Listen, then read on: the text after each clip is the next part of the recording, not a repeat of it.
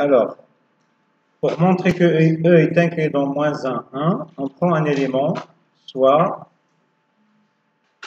Y, un élément dans E.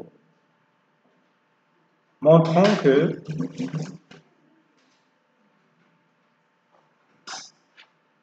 Y appartient à l'intervalle moins 1, 1. C'est-à-dire, moins 1. C'est-à-dire, il faut montrer, c'est-à-dire quoi? C'est-à-dire, il faut montrer que Y est compris entre 1 et moins 1. Autrement dit, il faut montrer que la valeur absolue de Y est strictement inférieure à 1. Donc, il a bien là. Si on a montré cette inégalité, alors on a montré celle-là. Donc, on a montré que Y appartient à moins 1, 1. Donc, on conclut que E est inclus dans moins 1. Alors, Y appartient à E. Ça veut dire quoi? On a déjà écrit une caractérisation. Y appartient à E. Alors, il existe un X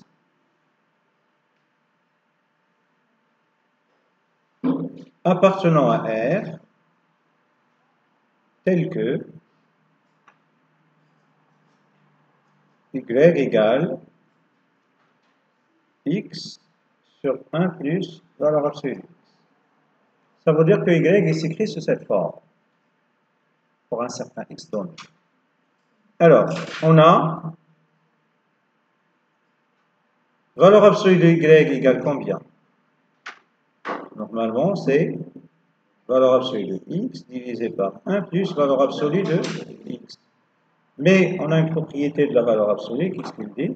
Valeur absolue de A sur B, normalement, c'est valeur absolue de A divisé par valeur absolue de B. Donc, on peut l'utiliser ici. Ça, c'est quoi? C'est valeur absolue de X. Mais la valeur absolue de 1 plus valeur absolue de X. Déjà, 1 plus valeur absolue de X, c'est une quantité qui est positive. Donc, la valeur absolue de 1 plus valeur absolue de X, c'est 1 plus valeur absolue de X. Or, on sait que 0 est strictement inférieur à 1. Donc, ceci implique quoi? Ceci implique que 0 plus valeur absolue de X est strictement inférieur à 1 plus valeur absolue de X. Et si on divise par 1 plus valeur absolue de X, ça va donner quoi? Strictement inférieur à 1 plus valeur absolue de X divisé par 1 plus valeur absolue de X. Alors, cette quantité égale quoi? Ce n'est rien d'autre que la valeur absolue de Y. D'accord? Cette quantité, ce n'est rien d'autre que la valeur absolue de Y. Mais cette quantité, on a la même quantité divisée par la même quantité, donc c'est strictement inférieur à 1. Donc, qu'est-ce qu'on a montré? On a montré que la valeur absolue de Y est strictement inférieure à 1. Puisqu'on a ici démarré à partir d'une proposition qui est vraie. Donc, raisonnement déductif, il dit que donc Y est strictement inférieur à 1, d'où Y appartient à l'intervalle moins 1, 1. Qu'est-ce qu'on a? On a pris Y dans E et on a montré qu'il est dans cet intervalle. Donc, E est inclus dans moins 1, 1.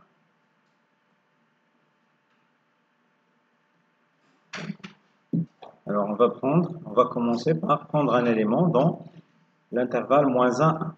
Donc, soit Y, un élément dans l'intervalle moins 1, 1. Alors, on doit chercher un X qui vérifie ça. C'est-à-dire, on doit résoudre cette équation.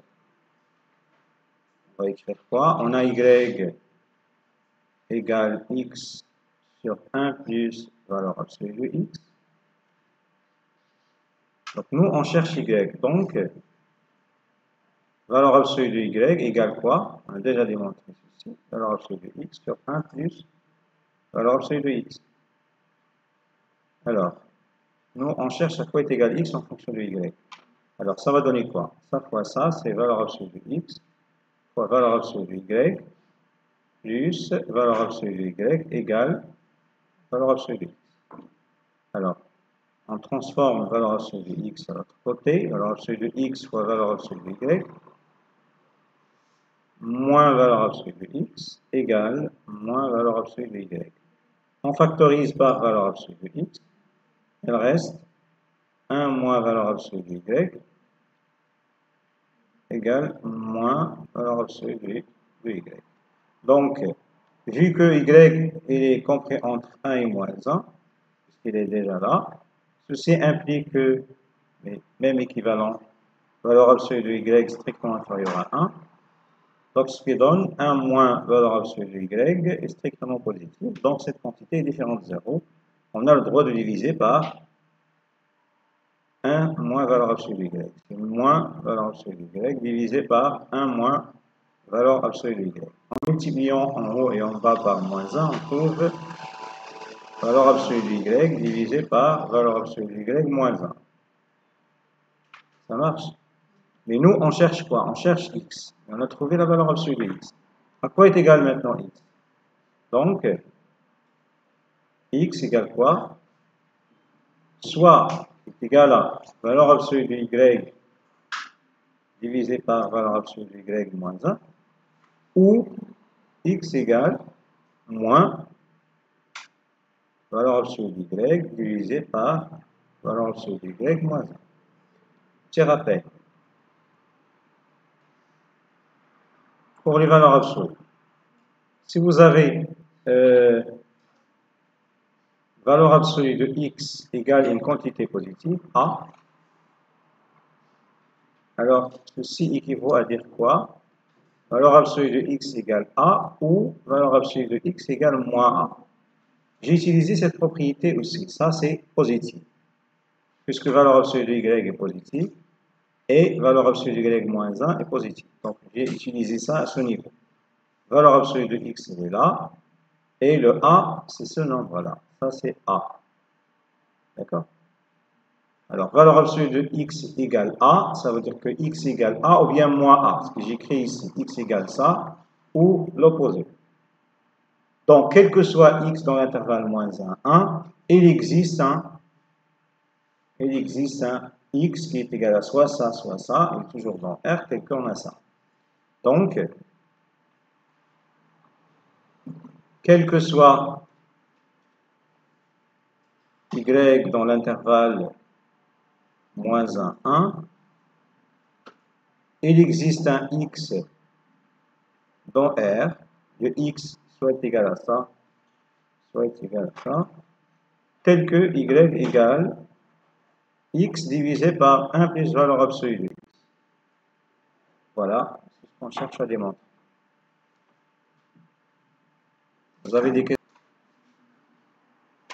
Alors, ici, il y a une erreur, il faut changer. Donc, ça doit être changé avec. Donc, là, on va changer ici. Alors, je nous عملت باش valeur absolue de x غتبقى عندي y valeur absolue de y moins 1. يعني هنا غتولي عندي valeur absolue de x égale h.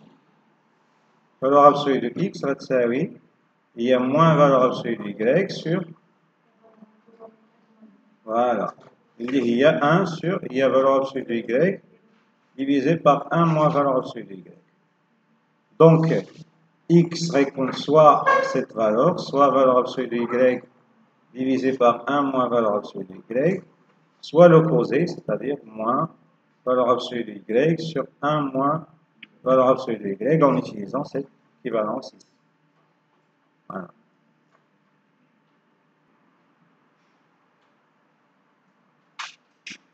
Alors, il reste à montrer quoi? Donc, on a déjà montré dans la question 2 cette inclusion. Donc, maintenant, il faut montrer quoi? Qu'est-ce qu'on a montré dans la question 4? On a, d'après la question 4, 3 ou bien 4? 4. Ah oui, c'est la question 3, c'est bien. On a d'après la question 3. Qu'est-ce qu'on a montré dans la question 3? Quel que soit y appartenant à moins 1, on a, il existe un x appartenant à R, tel que y égale fx. Pardon, tel que y égale x sur 1 plus valeur absolue. Mais cette écriture signifie quoi? Signifie que y appartient à E. Et bien, cette écriture signifie que y appartient à E. Mais ce C est pour n'importe quel y dans l'intervalle moins 1, 1. Alors, ça veut dire quoi cette proposition? Tous les éléments qui sont dans l'intervalle moins 1, 1 sont dans E. Autrement dit, c'est-à-dire que l'intervalle moins 1, 1 est inclus dans E. Alors, à partir de ces deux, à partir de cette inclusion, cette étoile, et cette inclusion, deux étoiles, alors, donc, étoile et deux étoiles implique E égale moins 1, 1.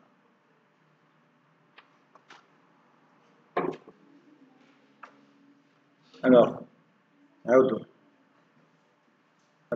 on cherche à montrer quoi? La question 4, montrant que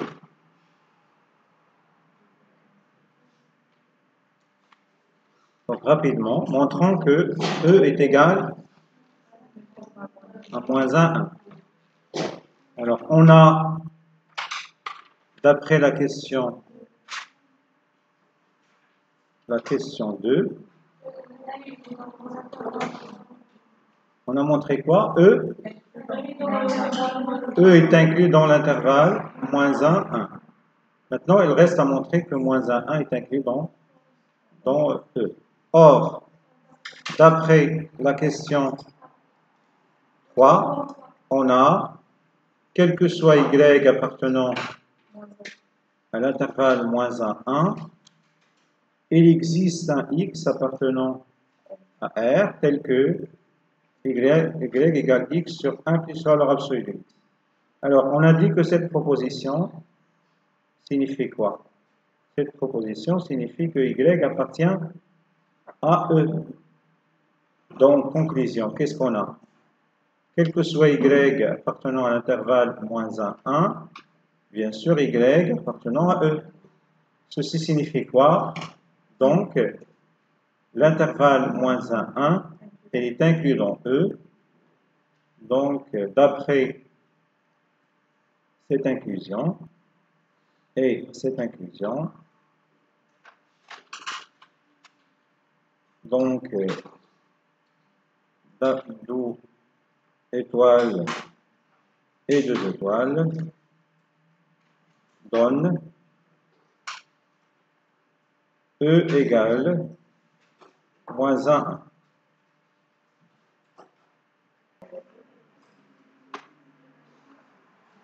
Montrant que, quel que soit x strictement supérieur à 1, x divisé par x moins 1 est strictement supérieur à 1. Donc, je n'aurai pas. Il suffit de, normalement, comparer x sur x moins 1 et 1 sur l'intervalle 1 plus infini. Alors, on a, il faut prendre déjà soit un x strictement supérieur à 1, on a x divisé par x moins 1 égale x moins 1 divisé par x moins 1. Ça donne 1 sur x moins 1. Or, on sait que x est strictement supérieur à 1. Voilà. Donc, x moins 1 est strictement positif. D'où 1 sur quelque chose qui est strictement positif est strictement positif. Donc, x sur x moins 1 est strictement supérieur à 1 et ceci, quel que soit x, strictement supérieur à 1. C'est une question simple. On passe maintenant à la question suivante. La question suivante, on vous demande de montrer que f de x sur x moins 1 égale f de x. Alors, pourquoi cette question? Pourquoi on a montré cette question? Normalement, l'application f est définie de l'intervalle 1 plus l'infini. Pour pouvoir calculer l'image de x sur x moins 1, il faut que cet élément soit dans l'intervalle 1 plus l'infini. Oui, il est bien dans l'intervalle 1 plus l'infini, puisque x divisé par x moins 1 est strictement supérieur à 1. Maintenant, on va vérifier cette égalité.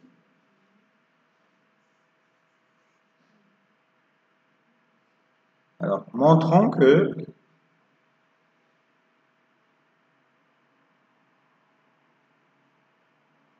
quel que soit x strictement supérieur à 1, f de x sur x moins 1 est égal à f de x.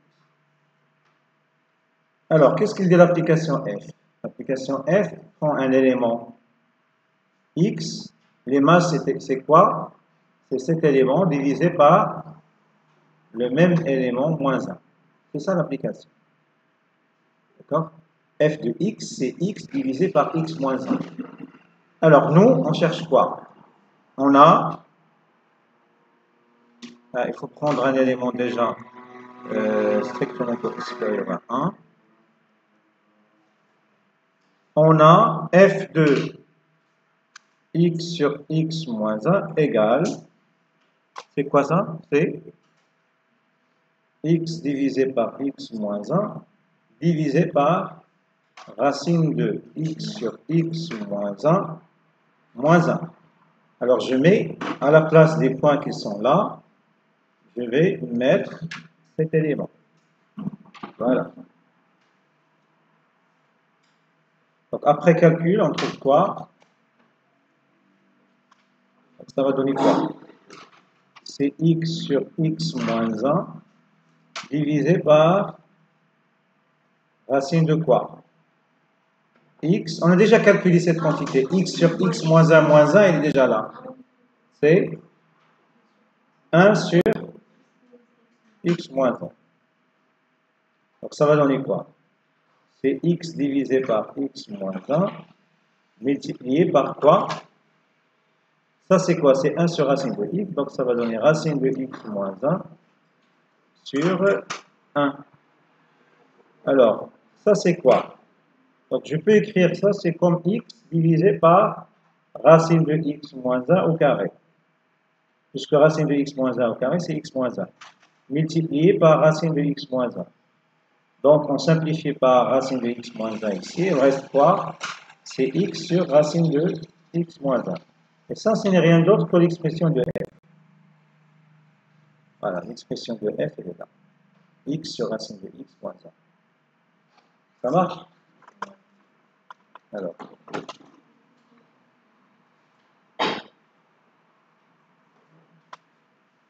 Donc, conclusion. Quel que soit x strictement supérieur à 1, f de x sur x moins 1 est égal à f de x.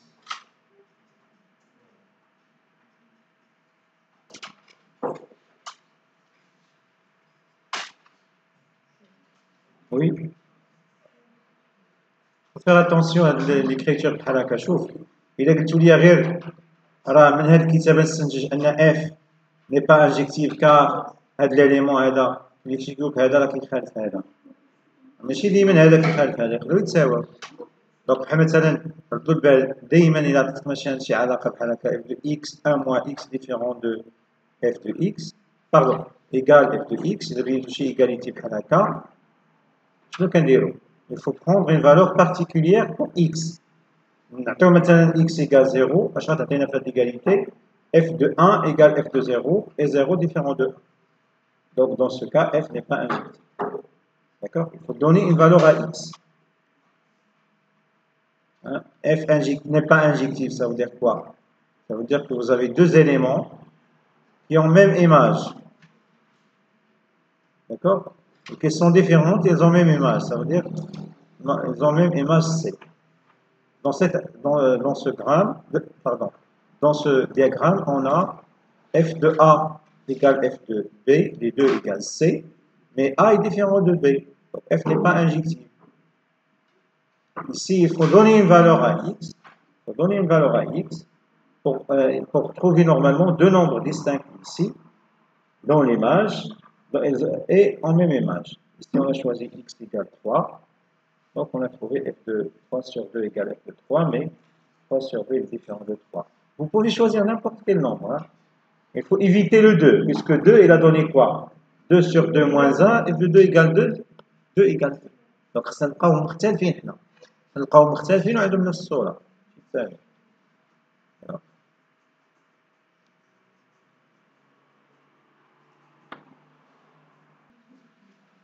Alors, on passe à la question suivante. Je nous calcule la question 2. Montrons que, quel que soit x strictement supérieur à 1, f de x supérieur ou égal à 2. Oui. Donc, on va raisonner par équivalence. Soit x strictement supérieur à 1, on a f de x supérieur ou égal à 2. Équivaut à quoi? X sur racine de x moins 1 supérieur ou égal à 2. C'est ce qui a été là. X supérieur ou égal à 2 racine de x moins 1. Donc, on va élever au carré, ça va donner x au carré supérieur ou égal à 2 racine de x moins 1 au carré. Donc, ça va donner x au carré supérieur ou égal à 4 facteur de x moins 1. Donc, x au carré moins 4x, c'est moins 4 plus 4 positif. Ça, c'est quoi? C'est x moins 2 de tout au carré. Alors, cette proposition, elle est toujours positive. Elle est toujours vraie, pardon. Or, x moins 2 au carré positif est vrai. Et on a raisonné ici par équivalence. Donc, f de x supérieur ou égal à 2 est vrai aussi. Donc, quel que soit x strictement supérieur à 1, f de x est supérieur ou égal à 2. Ça marche? Maintenant, f, donc f est surjectif. F, il est défini de quel intervalle? De 1 plus l'infini, à valeur dans R, c'est ça? De 1 plus l'infini à valeur dans R. Alors, qu'est-ce qu'on a montré? On a montré que quel que soit x strictement supérieur à 1, c'est-à-dire dans cet intervalle, f de x est supérieur ou égal à 2. Imaginez le diagramme sagittal de f, de l'application R. Ici, vous avez l'intervalle 1 plus l'infini. Ici, vous avez R. Alors, ici, vous avez 1 plus l'infini, ça veut dire qu'on commence à partir de 1 jusqu'à plus l'infini. D'accord? Ici, plus l'infini. Mais ici, on a R, ça veut dire qu'on démarre de moins l'infini jusqu'à plus l'infini. Alors, 2, il est où? Il est ici, par exemple, 0, ici 1, ici 2. Alors, qu'est-ce qu'il dit, cette proposition? Ici, c'est 2, hein? Faire attention. Et tout le monde il y en a la 2. Il y en a la 2. Alors, qu'est-ce qu'il dit, cette proposition? L'image de n'importe quel élément strictement supérieur à 1, c'est toujours supérieur ou égal à 2. Ça veut dire quoi? Tous les éléments ont pour image à partir de 2 plus l'infini. Tous les images des éléments qui sont là sont dans cet intervalle. Donc, est-ce que f est surjective? Donc, il existe des éléments dans R qui n'ont pas d'image. Ce sont des éléments qui sont là. Alors, comment montrer? Donc, f, évidemment, n'est pas surjectif puisqu'il existe des éléments qui n'ont pas d'antécédent pardon. Alors, pour répondre à cette question, on va prendre par exemple 0 ou bien 1 ou bien moins 1 et on dit qu'il n'appartient pas, qu'il n'admet pas d'antécédent. Ça marche? Donc, on va raisonner comme ça.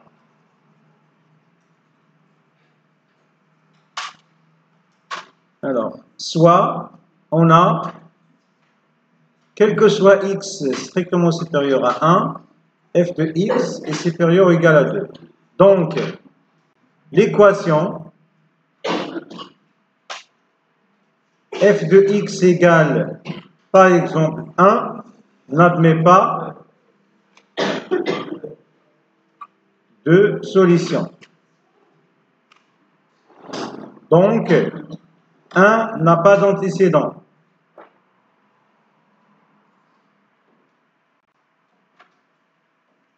D'où f n'est pas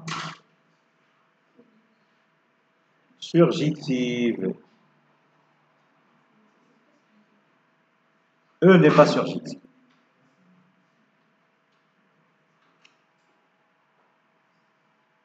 Alors, on a x appartient à f moins 1 de 5 sur 2 plus l'infini, équivaut à quoi? F de x appartient à l'intervalle 5 sur 2 plus l'infini. C'est-à-dire f de x est supérieur ou égal à 5 sur 2. Maintenant, il faut résoudre cette équation.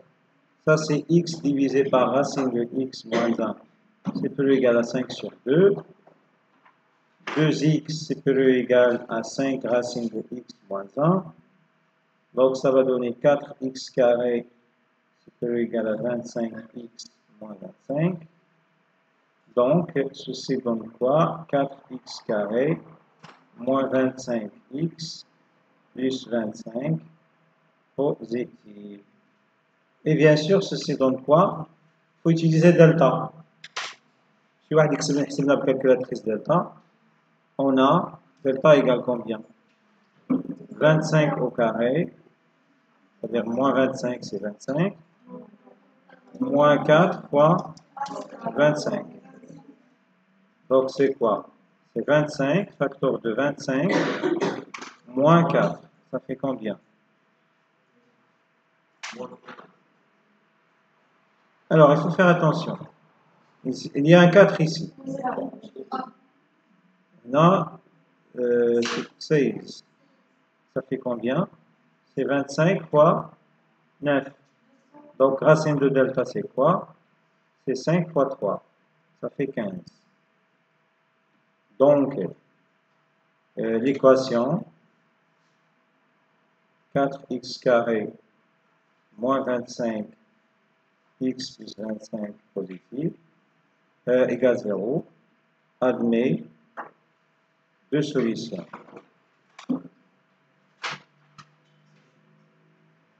X égale 25 plus 15 sur 2 fois A, c'est-à-dire 8. Alors 15 plus 25, ça fait 40, c'est ça? Sur 8, il y a 5. Ou x égale 25 moins 15 sur 8, ça fait 10 sur 8, c'est ça?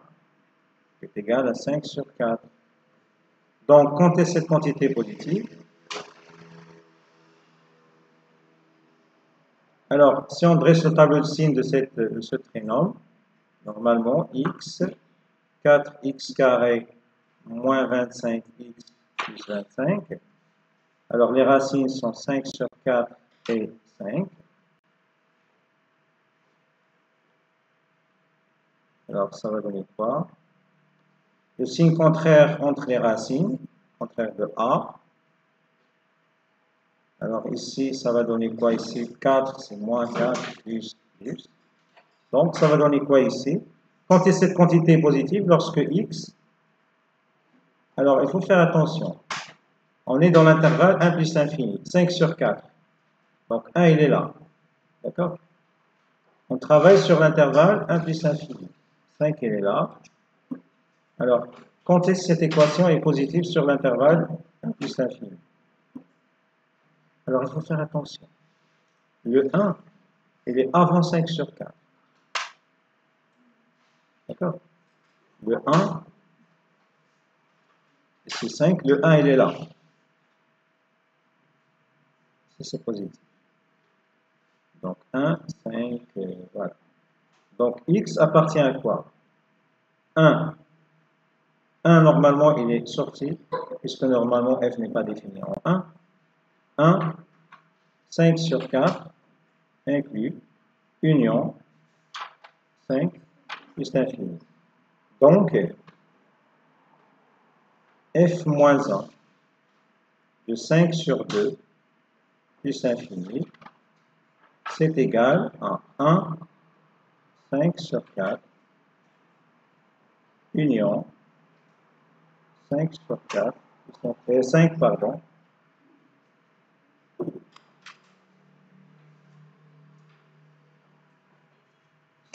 plus infini. Voilà, c'est ça l'image réciproque de 5 sur 2 plus infini.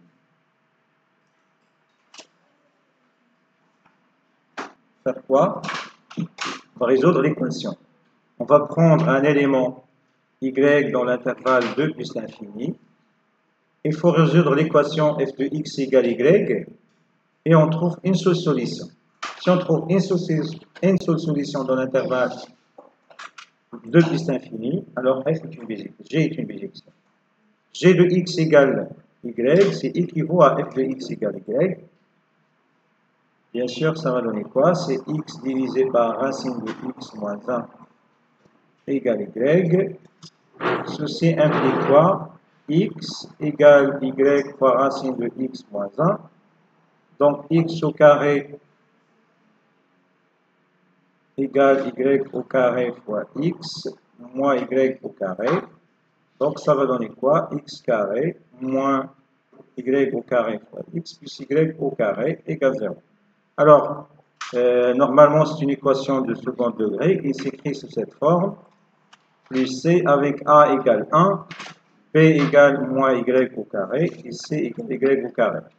On calcule le discriminant, delta, c'est moins y au carré de tout au carré, moins 4 fois a fois c, c'est-à-dire fois y au carré. Donc ça va donner quoi? Y à la puissance 4 moins 4y au carré. Ça va donner quoi? C'est y au carré, facteur de y au carré moins 4. Or, y il est comment?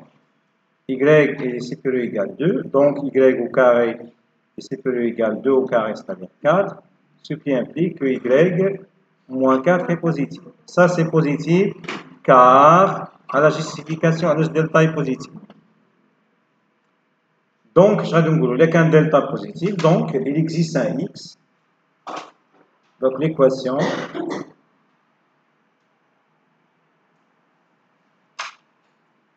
x égale quoi? Alors, il faut faire attention, on cherche une seule solution. Donc, normalement, si on veut juste montrer que f est surjectif, il suffit de montrer delta positif. Donc, il existe une solution, donc il est surjectif. Mais il reste à vérifier que, normalement, la solution est bien dans l'intervalle de plus infini. Alors, il faut trouver une solution. Donc, x égale y carré plus racine de delta qui est égale à y à puissance 4 moins 4y carré sur 2 fois a, mais a égale 2, et où x égale y au carré moins racine de y à la puissance 4 moins 2 moins 4 y au carré sur 2. Alors,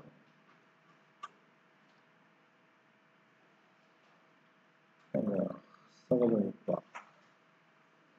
On a moins racine de y au carré moins 4y au carré est négatif. Inférieur égale 0. Même divisé par 0, il reste négatif. Et bien sûr, y carré sur 2. Alors,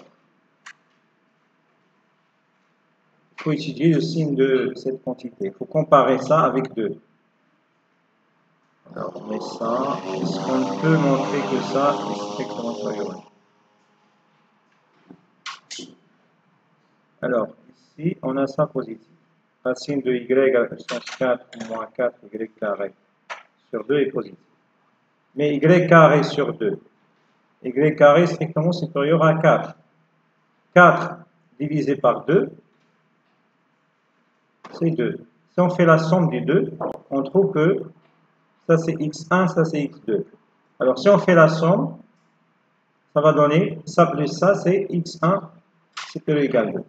Donc, cet élément, il est bien dans l'intervalle 2 puissance infinie. Et on montre que cet élément n'appartient pas à l'intervalle 2 puissance infinie. On montre que la solution est unique, c'est ça. Donc, on peut montrer de la même manière. Alors, on montre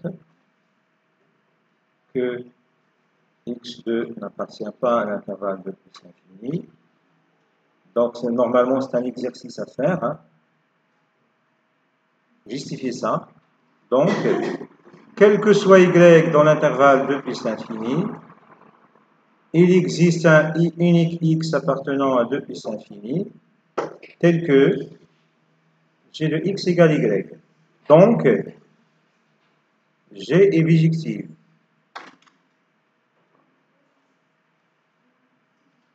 Maintenant, comment expliciter f-1? Donc, ici, on a donc le f-1, je vais l'écrire ici. f-1, c'est quoi? Via g-1. C'est 2 puissance infinie vers 2 puissance infinie, qui à chaque y associé l'expression qu'on a trouvée ici, c'est y au carré plus racine de y à la puissance 4 moins 4y divisé par 2. C'est ça la bijection réciproque. Alors,